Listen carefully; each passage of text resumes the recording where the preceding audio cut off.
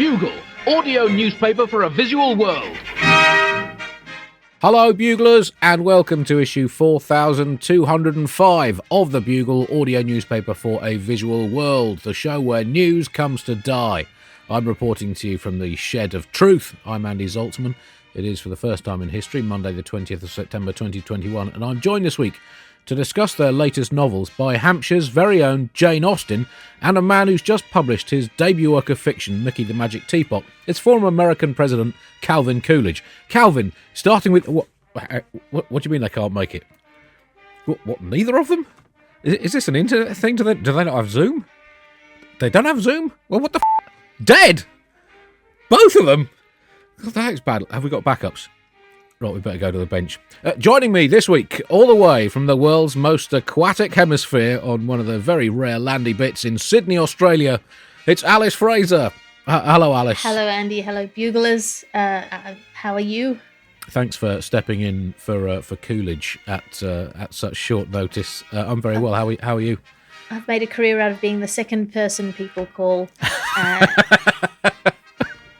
It's actually not a bad niche to fulfill. I'm well here. There are extreme winds outside, so if you hear whooshing noises, it's not a metaphor. Also joining us this week, stepping in for Jane Austen, from elsewhere in London, this time not his regular haunt, so hopefully less prone to any monsoon flooding than when he joins us from Mumbai. It's Anuvab Pal. Hello, Anuvab, how are you? Hello, Andy. Hello, Alice. So far, it's not flooded here in Hampstead where I am, but I cannot guarantee it. Thank you for letting me step in for Jane Austen. I have been working on my novel, Pride, Prejudice, and Some Samosas. Which is the follow-up work to her classic. We are recording on the 20th of September. This week is International Week of Happiness at Work, which is a bit insensitive in the first week that I haven't had to watch any cricket for money for a very long time. But to mark International Week of Happiness at Work, we in the Bugle giving you tips on how to share happiness in the workplace. So whenever your boss asks you something, respond with a hearty and prolonged laugh. Between 30 and 60 seconds should do the trick, followed by a little dance. Also, we suggest you attend workplace meetings in fancy dress. If, for example, you're at a meeting when you have to announce to your colleagues that a swathe of redundancies will result in many of them losing their jobs, do so whilst dressed as the Pope or a Transformer, or ideally Darth Vader. It could really just take the edge off things. Also, we suggest that to really make yourself happy at work, you wear an I Love My Job t-shirt and a headband combo. Now, in some professions, this could lead to, I guess, some situational awkwardness. For example, if you're an undertaker, a spy, an anaesthetist, an assassin, or home secretary. But people will surely appreciate that you're just trying to lighten the mood for everyone's sake. And our final suggestion is you combine one of your favourite non-work hobbies with your professional responsibilities to bring some more joy to the workplace. Happiness equals productivity. So if you are, for example, a forensic pathologist who loves Irish dancing, or a primary school teacher who dabbles in haruspicy of a weekend, or a motorcycle courier who enjoys archery, or even an airline pilot whose top hobby is parachute jumping, don't be afraid to combine work with pleasure in this International Week of Happiness at Work. As always, a section of the Bugle is going straight in the bin. This week, well, we reveal the contents of Prince Philip's will. It was announced in the last week that the details and contents of Prince Philip's will not be revealed for 90 years under British law because, well, it's basically just the traditional reason of no reason, but it's the royal family, so suck it, Trotsky. But we are the Bugle are not going to be hidebound by such law, so we're going to exclusively reveal exactly what is in the will, which we've not yet seen. £10,000 of Philip's fortune is going to the British Young Dukes organisation, which seeks to identify young boys with the potential to become dukes and give them all the training they need to make it all the way to the top on the Duke circuit. A ceremonial mechanical donkey donated to Philip by American billionaire J. Farthing Mamshaw to commemorate the Duke attending the Texas Donkey Wrestling Championships in 1964. Well, he has bequeathed that to the British Equine Combat Sports Association. They're, of course, hoping to have both donkey wrestling and horse judo in the Olympic programme by the time of the 2096 Games. The city of Edinburgh, Prince Philip's very own personal fiefdom, of course, which he ruled with a benevolent ruthlessness over more than 7 decades. He's asked for that to be given to his native Greece. And Edinburgh will become the capital of Greece in 90 years' time, in the year 2111. The northern Greek city of Thessalonica will replace Edinburgh as the seat of the Scottish Parliament, and the two cities will be physically exchanged over a 20-year period, beginning in 2101. Philip also leaves a collection of over 2,000 foreign banknotes and coins collected during his overseas trips as the number one ranked Duke for Team GB since 1952. And they all feature hand-drawn pictures of his wife Elizabeth on them. A confidant explained, he became so used to seeing his missus on notes and coins that when overseas he could become quite distressed at seeing money without her on. So he always took a marker pen with him around the world so he could quickly draw her onto the local currency before saying, that's better. Incidentally, Prince Philip would always introduce his wife to new people at parties by saying, this is my wife Elizabeth II. She is quite literally on the money. And finally, Prince Philip also has bequeathed the BBC royal correspondent Nicholas Witchell to the British Museum. That section in the bin. Top story this week, AUKUS Gets Awkward. Alice, huge ructions in the global world, if indeed the world is global, with the AUKUS deal, which is Australia, UK and United States, which involves a deal to build nuclear-powered submarines for the Australian Navy, involving the UK and, as I said, two of its alumni, Australia and the United States. How has this gone down in Australia, this hugely exciting... I think it's going to be one nuclear submarine for every Australian by the year 2034, if I've read the details correctly. Well, let me paint you a picture, Andy. After a few mysterious hints in the news about big news coming down the pipe, Australia, the UK and the United States announced altogether a new formation of the Megazord, that is, post-colonial English-speaking national alliances in pursuit of a mutual goal of pissing off the French, arranging for very expensive submarines to be built in Adelaide, a city which until now was known, well, not at all outside of Australia, but inside Australia, mainly for its wankers, who are proud of being free settlers when the rest of Australia is filthy convict stock. Also, Adelaide is famous for scheduling the world's second biggest fringe festival at the same time as Australia's biggest car race, leading to one weekend of every Adelaide Fringe Festival where car revving noises are the background of the show and your audience is 100% guaranteed to be made up of who want half-price tickets, but they make up for the other half of the ticket that they didn't pay you by doling out big lumps of free c***ness during your comedy set. Well, the partnership has been set up to try to counterbalance growing Chinese power in the Asia-Pacific region, I'm very reliably informed, and also to confuse the hell out of whales during mating season. Oh, lordy, that is absolutely ripped. Hold my plankton. The submarines will, of course, be baggy and green to mark them out from other countries' submarines. And yes, it replaces a multi-billion-dollar deal for French-made submarines. So, why has Australia opted for non-French subs? Obviously, the French give you a more stylish but more laid-back submarine, maybe more artistically aware, whereas the British-American submarines are brasher, hard-working subs, but with maybe less ocean-going flair. Yeah, look, I don't know why they've made the decision, Andy. I can only speculate that the French were not maybe doing as good a job as they had suggested that they were going to do during the thing, and also that it was an incredibly stupid idea to have the French build our submarines in the first place, and also that we want to suck up to the Americans, and also that the UK is desperately looking for allies in a world suddenly that has withdrawn from it only half as much as it has withdrawn from the world. The French described it as unacceptable behaviour and a stab in the back. Well, they should have thought of that before making us all vote for Brexit, shouldn't they? France's Defence Minister Florence Parly has called off talks with her UK counterpart. And the British Foreign Office Minister James Cleverly told the BBC that all bilateral relationships go through periods of tension, which is a bit like a husband telling a wife that all marriages have the odd rocky patch after setting fire to the family home and moving in across the road with a new, different wife. Well, if the French were, really willing to hold out a hand in the interests of international cooperation, they'd stop pretending that French is the lingua franca and admit that it's English and always has been. Boris Johnson, trying to calm the troubled waters as only he can, said, "Our love of France is ineradicable." The evidence of Johnson's life and career. Well, it does, doesn't it? No, but maybe he maybe have some experience with that. I mean, the evidence of Johnson's life and career to date suggests that there is only one love in his life that is truly ineradicable, and that is the kind of love that requires a mirror.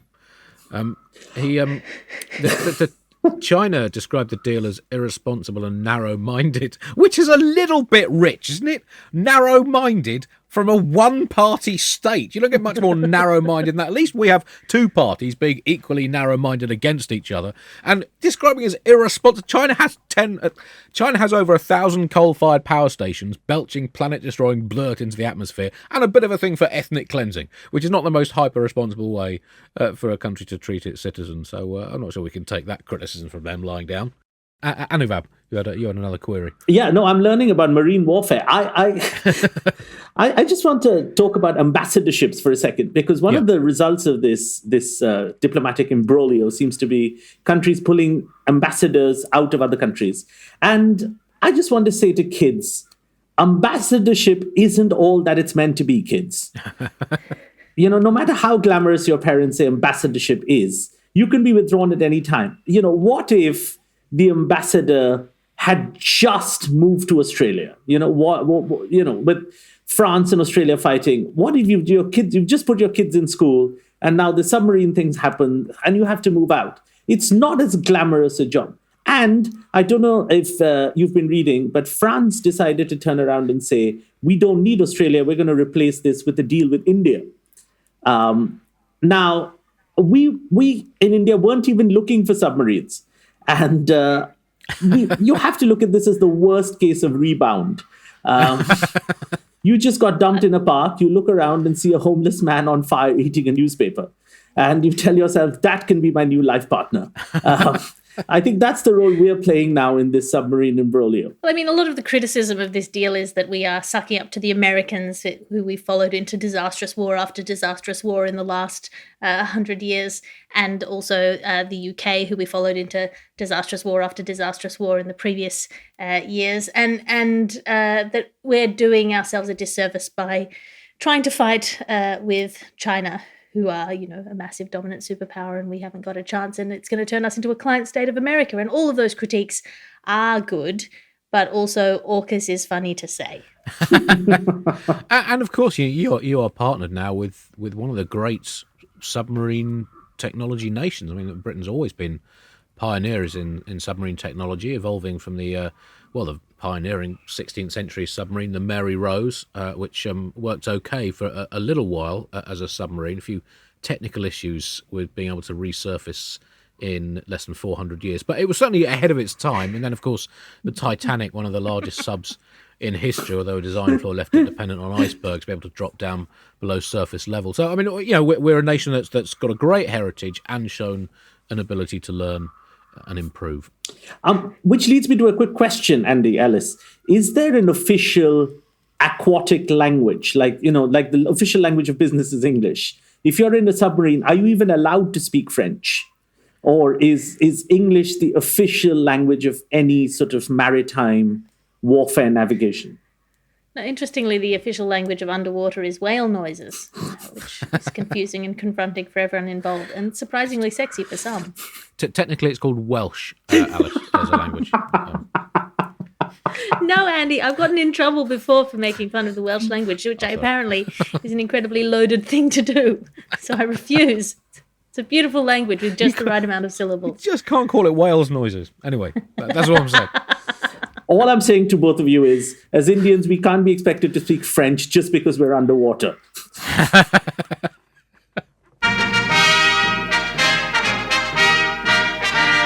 India news now, and Anuvab, some hugely exciting news emerging from India about the development of India's first electric highway. Just bring us up to date with that and exactly what it means. Alice, Andy, we have a very enterprising roadways minister. His name is Nitin Gadkari, and every day he promises to build a certain amount of highway. I don't know about roadways ministers in your country and whether they make Twitter announcements, but Nitin Gadkari is a wonderful, very enterprising minister who has two main focuses: weight loss and building highways. And he gets on Twitter, and this is a fact, he gets on Twitter every week and says, we in this ministry are going to build this much highway this week. And most of the time, he's able to do it. Now, his new thing is between the cities of Delhi and Jaipur, he wants to build an electric highway, which means a highway where only electric cars would be allowed. It's a bit of a tough task, given 96% of our country is still coal-powered. And, we use petrol. But this is a good ambition, and he's going to keep us updated on Twitter.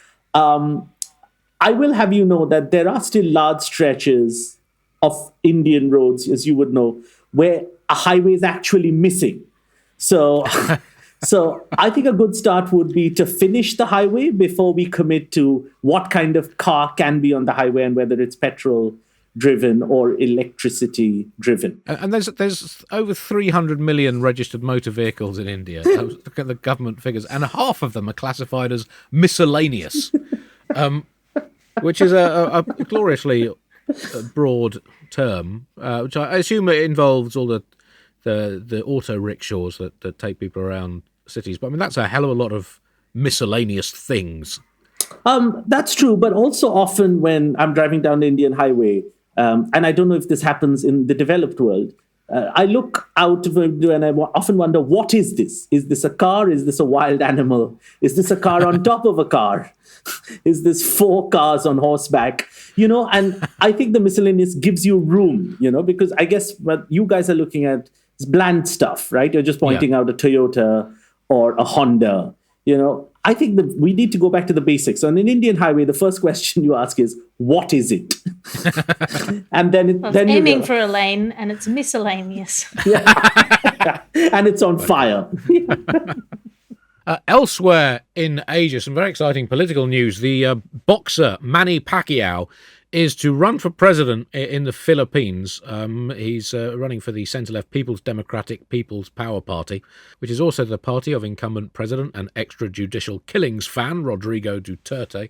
Pacquiao's had a glamorous boxing career. He's the only boxer to hold world titles across 4 different decades, from the 90s to the 2020s. He's been champion in, I think, 5 different weights. So, I mean, is this the future of global politics? Just, because politics is increasingly confrontational and pugilistic. So why not get people who have been top-level pugilists to do it? It's really just the logical endpoint of our political civilization. Well, this story is so magnificent that I can't bear not to cover it. The headline was what caught my attention at first. Boxer Senator Manny Pacquiao to run for Philippine president. I love that. That's as a slashy career, boxer senator. If you didn't know Manny Pacquiao, you're either not a fan of boxing or not a fan of Filipino politics, or not a fan of unlikely intersections of blood sports and blood sports. Pacquiao's come out with some just brilliant quotes. I'm a fighter, and I will always be a fighter inside and outside the ring. He said that in his speech, raising the hopes of a nation that watching government question time will become a pay-per-view spectacle of extreme punchmanship. And then he went on to say, we need government to serve our people with integrity, compassion and transparency, which I find disappointing. Because I was hoping that he'd serve our people in 6 rounds of a minute each, or whatever it is that boxing does. Well, it's 12 3-minute rounds of highly skilled fistic pugilism. That's what he's really specialised in. I mean, but the fact that he said that, Alice, we need government to serve our people with integrity, compassion and transparency, does suggest that he has not watched the news in, 95 to 99% of the world's countries over the last, 20 to 6,000 years. I mean, that is, admirably idealistic, but hopelessly naive, isn't it? I mean, yes, one would imagine that an election where your opponent is on trial for crimes against humanity would be a landslide victory, but that is not the timeline we're living in, Andy. I think it's going to be a hard-fought battle, and I'm sorry that I got the number of rounds and minutes in boxing wrong. I was counting by the amount of time that I can bear to peep through my fingers while I watch men try to murder each other. I don't have that many hot takes on the political situation, but I do have a great screenplay idea for the next Rocky movie. Yeah. Where he enters the deadliest game of all, politics. Wouldn't be the first sporting leader at the moment. George Weah, president of Liberia, was FIFA World Footballer of the Year in 1995, although, of course, more famous for scoring 3 goals across the 2 legs of Manchester City's League Cup tie against Gillingham in the year 2000, before going on to lead his country politically. And Imran Khan one of the, I would say, top 10 greatest cricketers of all time, led Pakistan to the World Cup in 1992, now Prime Minister of Pakistan, which is unquestionably a tricky job. Now, hosting the Bugle is, of course, notoriously high-powered and very, very complicated, but even I would admit that Imran Khan has a tougher job than I do. And, of course, let's not forget Inatio... Not the first Khan to go into politics. True. Yes, I mean, some of them have ended quite violently.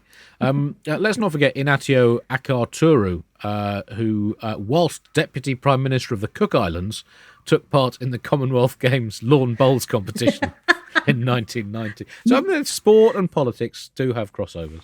Wasn't the president of Ukraine a comedian for a long time?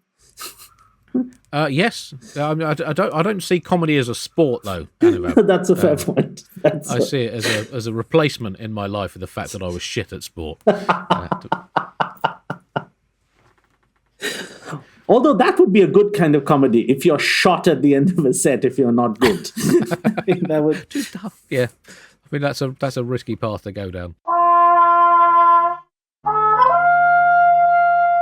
COVID news now, and the UK has announced its plans for dealing with COVID over the coming winter. Plan A involves not really having a plan and hoping that not really having a plan works. Plan B is to come up with a plan if the plan A of not having a plan fails. And Plan C, just leaked, is to stand on the White Cliffs of Dover shouting, "Come on then, let's see ya!" at any virus variants brave enough to even think of trying to infect Britain. Plan D is to ban all mentions of COVID and hope that people will forget it exists and not contract it. Can't be coincidence that no one got COVID before it started being all over the media. Plan E is to coat the entire country in wax. No one's quite sure how, why, or if that would work. And Plan F is to actually make people wear masks, but that is an absolute last resort in this country at the moment. The government's also announced that children aged between 12 and 15 will be offered a COVID jab, in addition to the gradual crushing of their lifetime hopes and dreams that was already on the table. Well, we're in a strange position with COVID in Britain at the moment, that we're essentially just ignoring it and pretending that it no longer happens, despite the fact there's still a lot of people infected with it and quite a lot of people dying from it on a daily and weekly basis. And again, it's sort of we seem to be in almost parallel universes with the Australian way of dealing with things, Alice. Yes, yeah, despite clear calls from the British public that they are definitely over COVID and have finished, thanks, and may we leave the table, please. Professor Tim Spector, who's the lead scientist on the Zoe COVID study app, has called for tougher measures to be put in place now that he has noticed that the UK is winning at being the worst affected for COVID-19.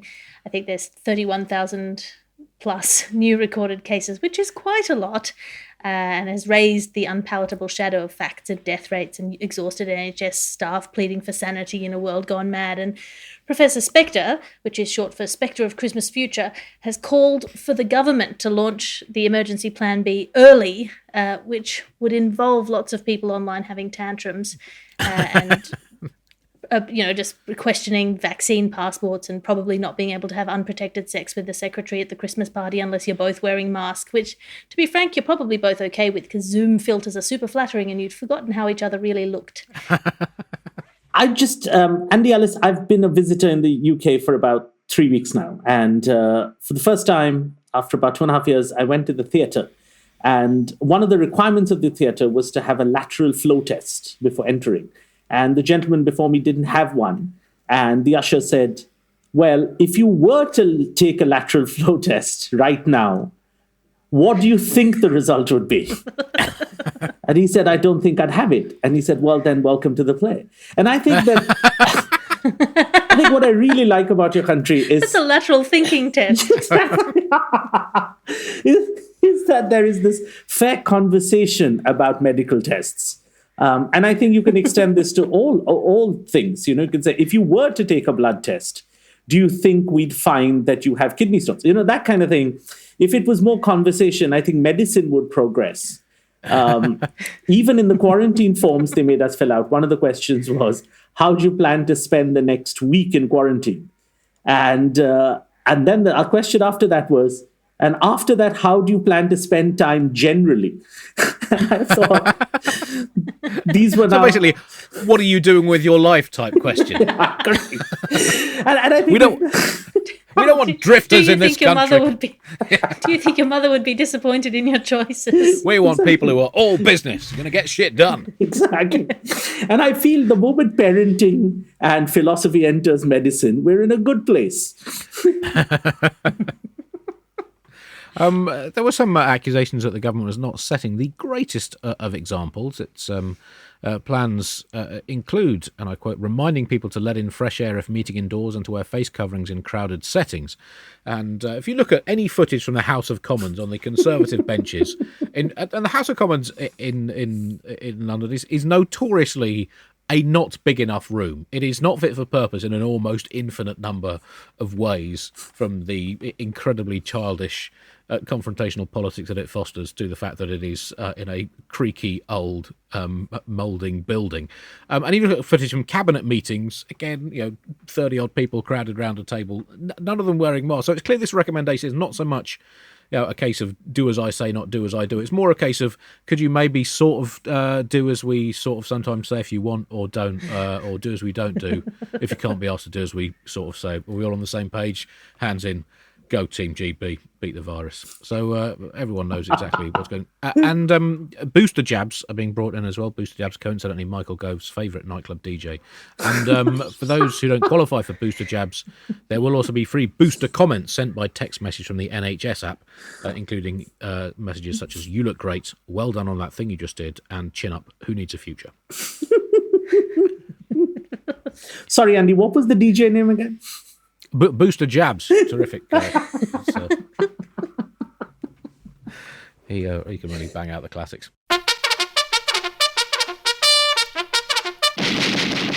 Sean Penn versus COVID news now, and like many of the world's leading film actors, Sean Penn is not a fan of COVID, but he is a fan of people getting vaccinated if they want to see his new film, Flag Day, in cinemas, and he's urged only those who've been vaccinated to go and see the film in cinemas. Alice, you are the Bugle's Sean Penn correspondent, and you've been keeping track of his life ever since he was born 61 years ago for us.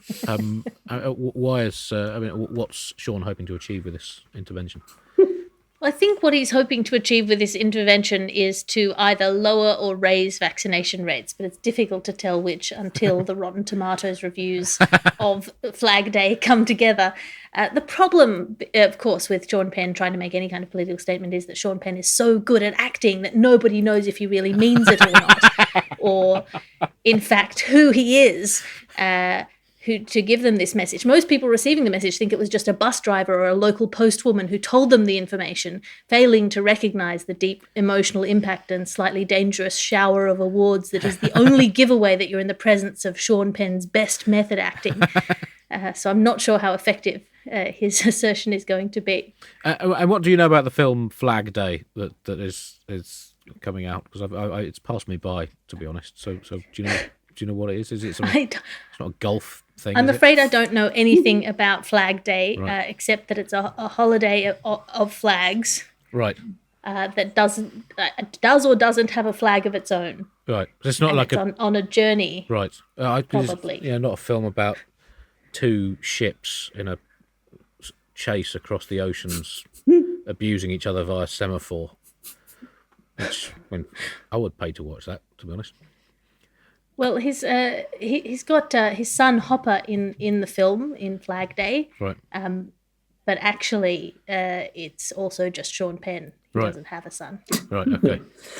and I feel it's exactly that story, Andy. And in fact, I think Sean Penn is playing one of the ships. He's done playing animate objects, as Alice described, and I think he's going into the inanimate object territory. Yeah. And he got an Oscar for Apollo 13, didn't he? As the rocket. He did.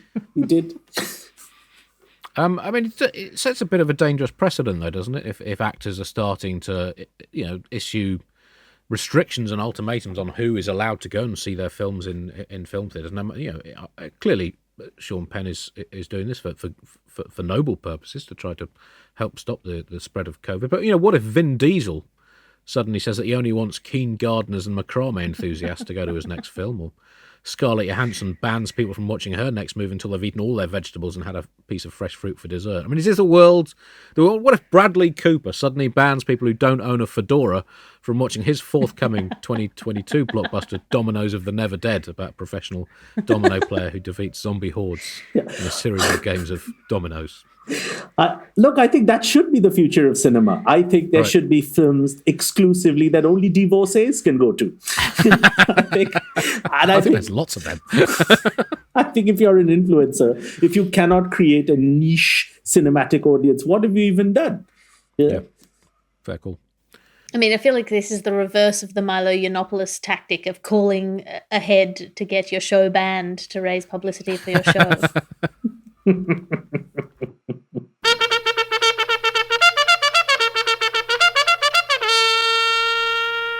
British politics news now, and since we last spoke to you a couple of weeks ago, there's been a cabinet reshuffle. Boris Johnson has chucked out some of his less adept ministers and some of the more adept ones as well, and brought in some that are probably equally as good stroke shit. Now, it's clear that Johnson is consolidating his power base, but it must be said, there is total madness in his method. He's now sacked 27 cabinet ministers since becoming Prime Minister in July 2019. That's one a month, essentially. It's just more unstoppable ministerial lurch and churn as people who've barely finished adjusting their swivel chair to the right height in one job then get shuffled on to a new department. There's no sense of long-term stability, no sense of expertise or planning. Some might say there's an overwhelming whiff of a feckless quit playing party games with the nation's future, but they, of course, would be cynics. But then, on the flip side of that, I mean, maybe this will work. Because, I mean, let's look at Emma Raducanu, who we will talk about more later, who's just won the US Open tennis and at the age of 18, but didn't specialise in tennis until, relatively late on. She did loads of different sports as a child before specialising in tennis. So just imagine how unbelievably good these shuffled cabinet ministers will be in 5 to 10 years' time when they finally settle down to something they have a discernible shred of expertise in. Oh, I was going to play a game with you, Andy, where Okay. I listed a series of names and you had to buzz and tell me if they were promoted or demoted or loaded into a missile and fired at the moon. But then I realised that the moment I try to pay attention to the internecine politics of British politics, I fall asleep. So I had a nap instead. I mean, you would have said a couple of weeks ago that the novelist, reality TV star, marriage equality opponent and former kind of politician Nadine Dorries seemed objectively to have as much chance of becoming Secretary of State for Culture as the average 18-year-old from Bromley had of winning the US Open without dropping a set. But hey, we live in strange times, and both of those things have happened. Nadine Dorries in 2018 put out a tweet highlighting her credentials to be the new Secretary of State for Digital Culture, Media and Sport, which is the official name of the department. I'm going to put this to our listeners. Can you guess which of the following tweets she put out that showed she was the ideal DCMS Secretary of State for this Boris Johnson government? Did she tweet A, that the BBC was a biased left-wing organisation which is seriously failing in its political representation from the top down? Or did she tweet B, gee whiz, I absolutely dig digital, I crave culture and I'm mad for media and smitten by sport. In fact, if I had a dream event, it would involve Andy Murray and Jessica Ennis throwing Stone Age axe heads from the British Museum at each other while singing Shakespearean sonnets to the tune of some banging Edward Elgar hits reported on objectively by 10 to 12 independently owned newspapers whilst everyone involved wears a digital watch. Give me a D, C, M, S. The correct answer was tweet A. There was a statement issued just before the reshuffle in which said the Prime Minister will be appointing ministers this afternoon with a focus on uniting and levelling up the whole country, which is, I mean, this levelling up catchphrase has become something that is just wheeled. In fact, there are rumours that Robert Buckland, the Justice Secretary of State, was sacked because he refused to have "I am levelling up the country" tattooed onto his forehead, and despite being described as both competent and popular by colleagues, he was sacked. He crossed 2 red lines there. But anyway, levelling up. This is the thing about levelling up. Is Yes. in some video games it's good, but what if we're playing Tetris? Correct. And levelling up is just increasingly menacing indication that you have less and less space and time to move. Yes. I mean, I'm looking forward to Nadine Dorries putting a documentary together with men who were funny in the 80s to finally get to the bottom of why comedy isn't allowed to say anything anymore. Well, she did say that she's had comedies being destroyed by lefty snowflakes. Correct. I mean, look, Andy Ellis, as a scriptwriter, I have a question here because it seems like the new cultural secretary and the powers behind her seem to be missing a kind of Britishness from your televisions and from your films. Yes. And, I've spent a bit of time watching, as a scriptwriter, some of your, TV shows, and I tend to agree with them. Look, I think there's too many Norwegian crime dramas, too many loosely veiled Rupert Murdoch biopics about succession. I went to see something at the Victoria and Albert Museum, and it was a massive exhibition called Epic Iran. And who wants to see that? Apart from the entire sold-out show and the lines that snaked around High Street Kensington, there was nobody there. And therefore, if with your permission, because I love old British things, as you know, I'm going to pitch to the two of you a couple of screenplays that I think could work with the new culture secretary and this sense of Britishness. Now, what could be more British than India? And I thought the best way to combine Britishness would be to bring in a little Indian flavor. So here are a couple of the screenplays very quickly for you to judge if you consider yourselves important commissioners at the BBC. Absolutely. This is the first thing. I think the cultural secretary will like this. William the Conqueror in Bollywood. The Battle of Hastings is a dance-off. Sherlock Holmes in The Adventure of Downton Abbey. The case of the mysterious vegan who came to tea. A Tale of Two Dishoom. Classic Dickens meets 21st century London dining. And here's one where I've sort of combined all the great Britishness into one film. A Passage to India with a Room with a View with a Jewel in the Crown of the Best Exotic Marigold Hotel, or Where is Tom? This is a film. And finally, if they're up for some mathematics and great Britishness, non-binary Shakespeare. I mean, of course, not as how people identify, but as the mathematical definition. So all of Shakespeare's plays told with the numbers 1 and 0. Hamlet, for example, would be tragedy of 001, 0011.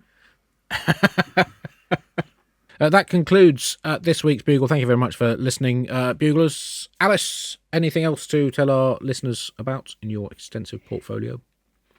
Yes, of course, you can find me, as always, on Twitter and Instagram at alliterative, ALITERATIVE, or my Patreon, patreon.com/Alice Fraser. There I will be going for 6 weeks on what I'm calling eternity leave, where I stare into the bleak abyss of the reality of mortality, and also will be having a baby. But we've got backup versions of the Gargle coming in there, so you don't have to worry that you'll miss even a step of my cutting-edge magazine-style satire. Yeah, well, good luck.